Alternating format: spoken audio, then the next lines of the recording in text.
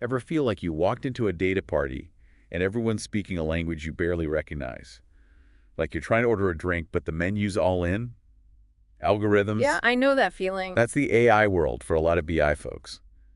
But the good news is you're not alone. And today, we're tackling that feeling head on. We're diving into AI, but with a BI brain. Sounds like a plan. We've got data expert Ira Whiteside's insights to help us decode things a bit.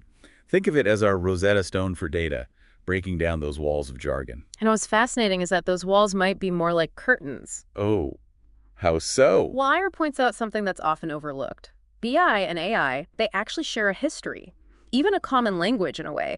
We just haven't always realized it. Wait, so you're saying we've been speaking some AI all along without even knowing it? Absolutely. Think back to something like fuzzy matching and data quality. That's AI at work. Oh, But we don't always call it that in BI. And this happens all over the place. Ira's Rosetta Stone analogy is spot on because it highlights these connections that already exist. We don't need to reinvent the wheel. okay, that makes me feel better already. Yeah. But how do we actually start deciphering this Rosetta Stone? Where do the languages actually overlap? It starts with recognizing those familiar concepts that are hiding beneath all the AI jargon. Let's take data quality, for example. Makes sense. It's like the cornerstone of the BI world. Exactly. But in the AI realm, Ira points out it often falls under the umbrella of data preparation. Interesting. Same idea, just a different label. So it's like that game show where you're matching the picture to the word, but for data concepts. Exact. And I'm guessing this goes beyond just the names. Absolutely. Understanding the nuances is key. Ira emphasizes that while the core concepts might be the same, the specific techniques and what those techniques mean can be really different. One example he highlights is this idea of hallucination in large language models. Hallucination. Okay, that sounds a little trippy for data analysis. Right. But basically, it means the LLM, those AI systems that seem to write like humans. Yeah, those things are kind of freaking me out, to be honest. I know, but when they hallucinate, it means they're making things up. Which I'm guessing is a big problem when you're relying on this technology for insights. Precisely. And here's the BI connection. Ira points out how the quality and the engineering of the prompts, what we feed into LLMs, directly impacts their tendency to hallucinate. So garbage in, garbage out, even in the AI world. Exactly. It all circles back to data quality. Yeah. It's fundamental, whether you're in BI or AI. This is already making my BI brain tingle with possibilities. But I have a feeling we're just scratching the surface here. You're right. And this brings us to another fascinating parallel. Ira draws the connection between master data in BI and knowledge graphs in AI. Okay, now we're getting to the good stuff. I've heard a lot of buzz about knowledge graphs, but honestly, they still feel kind of mysterious. Like, are they actual graphs? Do I need to brush up on my algebra? Well, imagine master data management with all those carefully curated reference data sets. Yeah, I'm pretty familiar with those. Knowledge graphs in AI, they're essentially the AI equivalent. They define relationships between all these different data points. It gives those AI models the context they need to make sense of it all. So it's like you can have all the ingredients for a delicious cake, but without a recipe, you have no idea how they go together. Knowledge graphs are like the recipe for AI, showing how all those data points relate to each other. That's a great way to put it. And who understands data relationships, hierarchies, and context better than BI professionals? Right. Building those relationships and hierarchies is practically second nature to us in BI. And that's precisely why Ira's insights are so valuable. He's highlighting that our experience grappling with these challenges in BI, it's incredibly relevant, even essential, in building AI applications that are accurate and that we can trust. So it's not just about learning a new language, it's about recognizing that we already speak a good chunk of it. We just need to understand how to apply our existing knowledge in this new context. Exactly. And the more we delve into these connections, the more we start to see the full potential of combining BI and AI. It's not about replacing one with the other. It's about leveraging the strengths of both to unlock even deeper insights from our data. I'm already seeing how powerful this synergy could be. But before we dive even further down the rabbit hole, let's take a quick pause. When we come back, I want to unpack how this shared language between AI and BI plays out in data analysis. All right, so we're back, ready to dig a little deeper into the data analysis side of things. Because if AI is like this whole new world of data exploration, I'm guessing our BI toolkit can be pretty handy. What do you think? Absolutely. Ira dives into this too. And one of the things he points out is that even in data analysis, those parallels between BI and AI, They're surprisingly strong. Okay, cool. Take natural language processing, for example, or NLP for short. Yeah.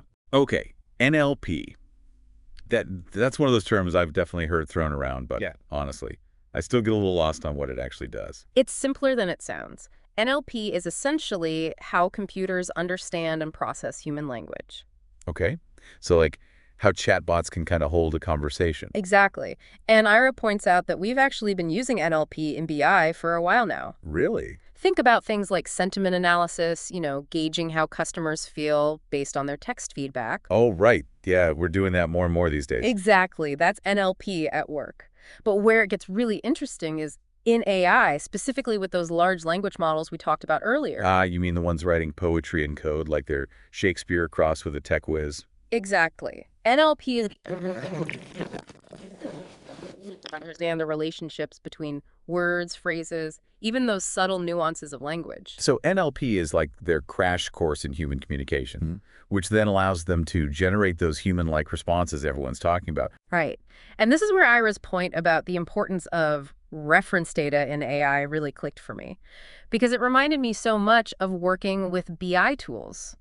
Essentially, reference data, it provides context and meaning to all that data. Can you give me an example? I'm kind of a visual learner. Of course. Think about a simple word like lead. It could refer to a metal, right? Right. Or it could refer to a person you're trying to sell to, or even the act of going first. Without context, it's just noise. Yeah, that makes sense. Reference data helps AI, especially those LLMs, make sense of those nuances so they don't misinterpret things. Which makes total sense. If you feed AI garbage, you're going to get garbage insights back out. Just like in BI, garbage in, garbage out, right? Precisely. And this circles back to what we were talking about earlier with data quality. It's fundamental, whether you're in BI or AI. So we've established that data quality matters, NLP is how AI understands us, and reference data provides the context. But Ira also talks about artificial intelligence itself, right?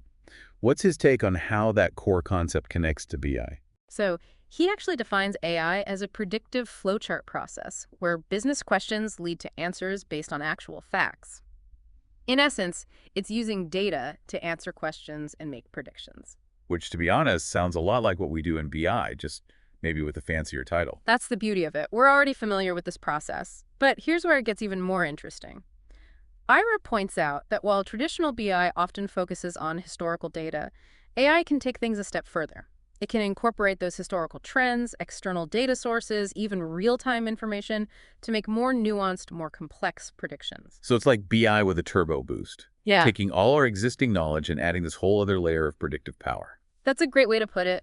AI has the potential to really supercharge our data analysis capabilities.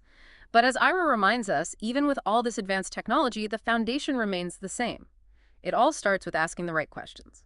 It's like that saying, if you don't know where you're going, any road will get you there. Except in this case, it's, if you don't know what you're asking, any data point will give you an answer. And not necessarily a helpful one. You got it. Whether we're talking about BI or AI, that core principle holds true. We need a destination in mind. And that destination is defined by the business questions we're trying to answer. Which makes me think about all the times I've gone down a rabbit hole of data, only to realize I wasn't even asking the right question to begin with. It's a trap that's easy to fall into, even for seasoned BI professionals. It happens to the best of us. And that's why this concept of business questions is so crucial, especially as AI becomes more integrated into our data workflows. It's about staying focused, ensuring that we're using these powerful tools to generate insights that actually drive meaningful decisions. So we're not just throwing data AI and hoping for the best. We need to approach it with the same level of intentionality and purpose that we bring to BI. Absolutely. And that brings us to another key parallel between these two worlds, the technical methods themselves. This is where I get a little nervous, I'll be honest. When we start talking about the technical methods of AI, I'm picturing lines of code, complex algorithms. Basically, my worst nightmare. I hear you. But don't worry, Ira doesn't leave us hanging. Even when he dives into those technical weeds, he brings that same clarity and accessibility to these complex concepts. It's like he's got this knack for explaining rocket science in a way that even I can understand. Okay, that's reassuring. Yeah. So what kind of technical parallels is he drawing between BI and AI? Give me an example that won't make my head spin. Well, he talks about how both fields actually rely on similar statistical methods, similar algorithms. For instance, he dives into something called principal component analysis, or PCA for short. PCA. Okay, that sounds vaguely familiar, but refresh my memory. What's the gist of it? Imagine you've got this massive data set with tons and tons of variables. Oh, I know that feeling. PCA helps you figure out which of those variables are the most important for your analysis. So it's like finding the signal in all the noise. Exactly. And Ira points out that this is something we often struggle with in BI, too. Oh, absolutely. I've lost count of how many times I've stared at a spreadsheet with a million columns, just wondering where to even begin. We might have fancy BI tools, but figuring out which data points actually matter, that's a universal struggle. Exactly. And PCA, as Ira describes it, it gives us this powerful tool for doing just that. It helps us sift through all that data and identify the key drivers, the factors that have the most impact. And this is relevant for both BI and AI, even if we use it in slightly different ways. So it's like having this data detective on our team, helping us zero in on the clues that matter most. Whether we're investigating a business problem through a BI lens or training an AI model to make predictions. That's a great analogy. It's all about understanding the tools at our disposal and how those tools can be applied across these seemingly different but ultimately connected fields. This has been a real eye-opener. Ira Whiteside's Rosetta Stone analogy, it really holds up, doesn't it? The more we dig into these connections between BI and AI, the more we see how much common ground there really is. Absolutely. And just like that Rosetta Stone unlocked these ancient secrets, Ira's insights are helping us unlock the potential of these two powerful fields working together. So as we wrap up this deep dive, what are some key takeaways for our listeners, especially those BI professionals who might still be a little intimidated by the AI world? First and foremost, don't panic. As we've seen, you already speak a good chunk of the language. A lot of AI concepts have roots in BI. And your existing skills, they're more valuable than ever. Right.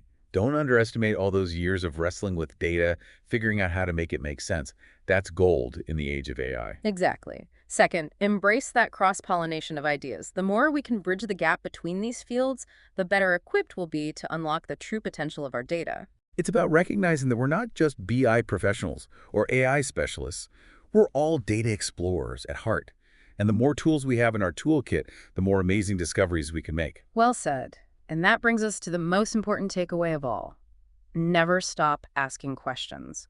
Whether you're exploring data through a BI lens or an AI one, curiosity is key. It's about pushing those boundaries, challenging assumptions, and always being open to learning something new. Because the world of data, it's constantly evolving, and as we've seen today, even in the most unexpected places, those connections are waiting to be discovered. Exactly. And who knows, maybe you hold the key to unlocking the next big breakthrough. So to our listeners out there, we leave you with this. What connections between your BI world and this exciting realm of AI are you discovering? We'd love to hear your thoughts. Until next time, keep diving deep and keep those data fires burning.